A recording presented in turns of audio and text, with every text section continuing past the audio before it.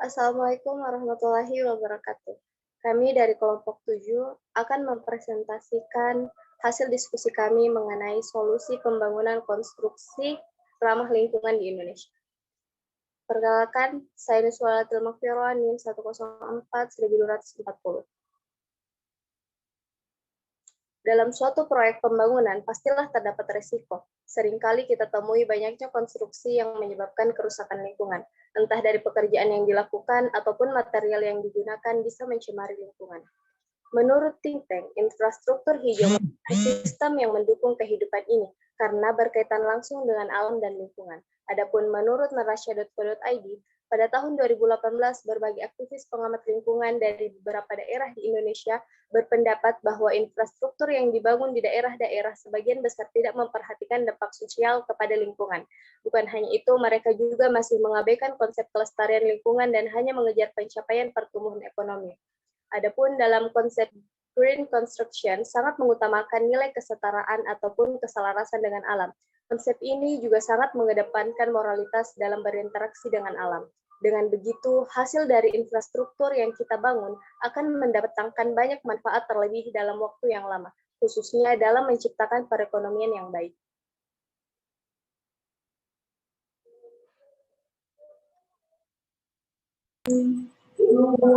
Perkenalkan, nama saya Muhammad Rentri Hardiawan, NIM 1041200022. Pada tugas akhir ini, kami memutuskan untuk menentukan skala prioritas dalam menyelesaikan beberapa penyebab hambatan dalam penerapan green construction. Teknik yang digunakan untuk skala prioritas masalah adalah Kepner-Trigo Situation Appraisal. Berdasarkan penyebab hambatan yang terlihat dari hasil kajian pustaka, maka disusun tabel KTSA sebagai berikut. Berdasarkan tabel KTSA tersebut, kami menyimpulkan bahwa tidak didukungnya oleh pemerintah menjadi prioritas masalah nomor 1. Next. Setelah menganalisis prioritas penyelesaian masalah menggunakan tabel KTSA tersebut, kami menggunakan teknik YY diagram seperti pada gambar untuk mengidentifikasi akar permasalahan di mana persif problem yang didapatkan adalah kontraktor mengalami hambatan untuk merealisasikan proyek. Real root cause, kendala prioritas yang didahulukan, dan problem statement, bagaimana menghadapi prosedur yang berlaku dalam penerapan green construction.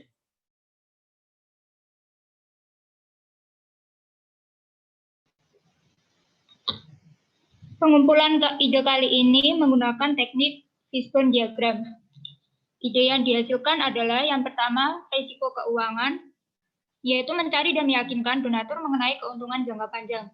Yang kedua, kelayakan dari material, yaitu menggunakan material yang dapat diperbarui, daur ulang, mendukung konsep efisien energi dan mengolah limbah-limbah yang bermanfaat. Yang ketiga, teknologi yang kurang memadai, yaitu dengan cara membuat fitur teknologi yang aman dan ramah lingkungan dari bahan material energi yang terbarukan. Yang keempat, teknik tenaga ahli yang kurang memadai, yaitu dengan pelatihan workshop bagi fresh graduate dan memberi edukasi bagi agensi, desainer, perusahaan, dan yang terlibat dalam penerapan green construction. Yang kelima, sikap masyarakat, yaitu dengan cara sosialisasi mengenai pentingnya konstruksi ramah lingkungan. Selanjutnya, analisis keputusan. Namun pertama, perkenalkan, nama saya Maria Princila Sorompait dengan NIM 1041257. Pada analisis keputusan ini didapat untuk menyelesaikan masalah adalah melalui pertama, Kepner-Trigo Decision Analysis atau KTDA. Di bawah ini terdapat must and wants. Terdapat pada tabel bahwa total rating pada ketiga alternatif solusi ini didapat total A dan B adalah sama. Kemudian kita akan menganalisis konsekuensinya, yaitu pada tabel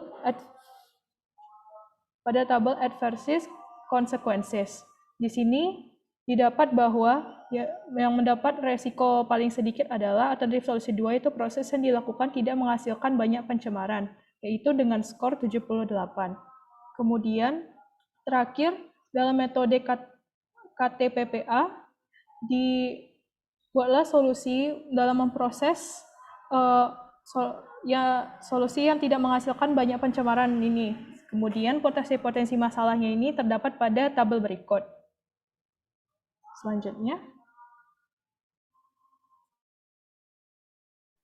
Selanjutnya adalah implementasi. Sebelumnya nama saya Muhammad Tasfi Nugraha dengan NIM 104120012. Implementasi merupakan menetapkan solusi yang dipilih melalui metode KTDA dan KTPPA. Tahapan selanjutnya adalah implementasi solusi tersebut. Tahapan implementasi merupakan realisasi dari solusi yang telah ditentukan. Dalam tahapan implementasi terdiri dari langkah-langkah berikut. Yang pertama adalah Gantt chart. Gantt chart merupakan daftar tugas dan deadline-nya. Akan tetapi, informasi ini dikemas secara visual. Tugas-tugas ini dituliskan satu demi satu. Pada akhirnya, perkembangan proyek pun bisa terlihat dengan jelas. Lewat gambar nyata, tugas-tugas kecil pun bisa terlihat. Terlebih lagi, tugas tersebut ditambahkan dengan informasi waktu. Next. Selanjutnya, deployment chart. Merupakan flowchart penyebaran yang berfungsi sebagai alat pemetaan proses bisnis yang digunakan untuk mengartikulasikan langkah-langkah dan pemangku kepentingan dari proses yang diberikan. Diagram alur penyebaran terdiri dari urutan langkah-langkah kegiatan dan juga interaksi antar individu atau kelompok. Next. Selanjutnya adalah budget atau pendanaan. Budgeting merupakan rencana perkiraan pengeluaran dana atau biaya dinyatakan dalam unit moneter perusahaan yang terjadi akibat adanya aktivitas atau kegiatan operasional untuk menghasilkan produk atau jasa dan berlaku dalam satu periode tertentu. Next. Dan yang terakhir dari tahap implementasi ini adalah prototype. Prototype atau perwarupa merupakan rupa yang pertama atau rupa awal, contoh atau standar ukuran dari sebuah entitas. Dalam bidang desain, sebuah prototipe dibuat sebelum dikembangkan atau justru dibuat khusus untuk pengembangan sebelum dibuat dalam skala sebenarnya atau sebelum diproduksi secara massal.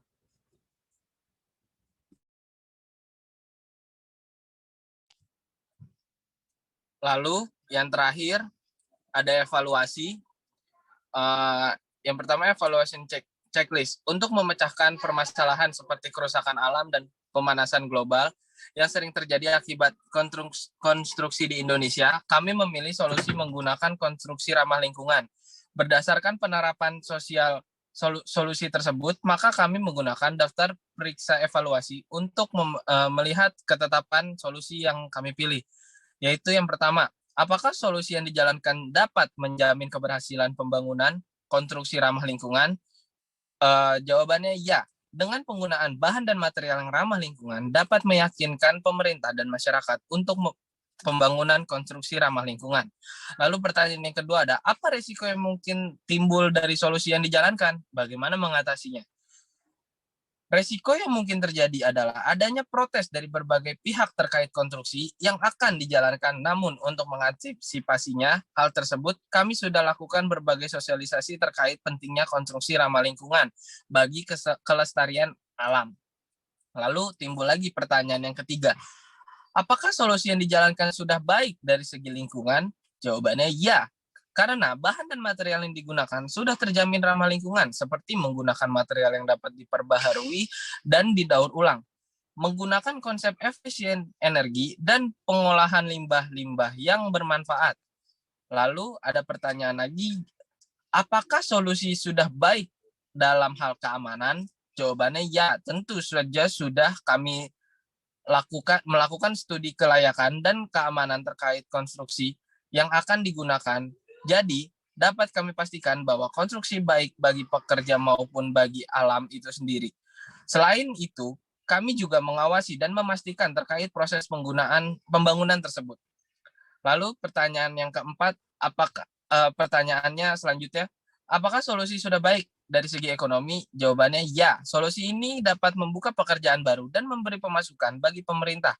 Namun, untuk menjalankan konstruksi yang ramah lingkungan ini, memang awalnya memerlukan banyak dana. Namun, itu sepadan dengan keuntungan yang didapatkan jika konstruksi ramah lingkungan ini berhasil diterapkan. Lalu pertanyaan terakhir, apakah solusi sudah baik dari segi pendanaan? Jawabannya ya. Karena bahan-bahan yang digunakan terbilang mudah didapat, serta harganya yang relatif terjangkau, sehingga tidak membutuhkan dana yang terlalu banyak. Namun, bisa dikatakan bahwa konstruksi ramah lingkungan sedikit lebih mahal dari konstruksi umumnya.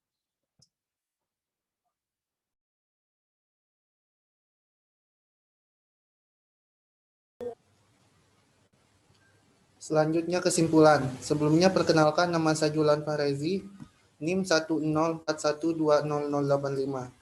Dari hasil penyelesaian masalah melalui solusi di atas, bahwa dapat diambil kesimpulan bahwa green construction ini adalah sebuah usaha atau cara yang digunakan dalam proses konstruksi untuk menggunakan sumber daya alam secara efisien dan meminimalkan limbah yang dihasilkan akibat proses konstruksi untuk menghindari terjadinya pencemaran lingkungan. Hal ini hendaknya menjadi salah satu tujuan manajemen proyek konstruksi, yaitu ramah lingkungan. Dalam konsep green construction sangat mengutamakan nilai kesetaraan atau keselarasan dengan alam. Konsep ini juga sangat mengedepankan molaritas berinteraksi dengan alam. Dengan begitu, hasil dari infrastruktur yang kita bangun akan mendatangkan banyak manfaat, terlebih dalam waktu yang lama, khususnya dalam menciptakan perekonomian yang baik. Karena green construction adalah bagian dari rantai perekonomian yang berkaitan langsung dengan aspek sosial. Namun, ada juga proyek pembangunan pastilah terdapat risiko. Seringkali ditemui banyaknya konstruksi yang menyebabkan kerusakan lingkungan. Entah dari pekerjaan yang dilakukan ataupun material yang digunakan bisa mencemari lingkungan. Maka dari itu, dalam pengerjaan proyek green construction perlu dilakukan kerjasama, inovasi teknologi dan promosi dari para kontraktor untuk mendukung green construction supaya diterapkan setiap pelaksanaan proyek. Demikian pemaparan kami. Kiranya dapat diterima dengan jelas dan dapat berguna untuk kedepannya.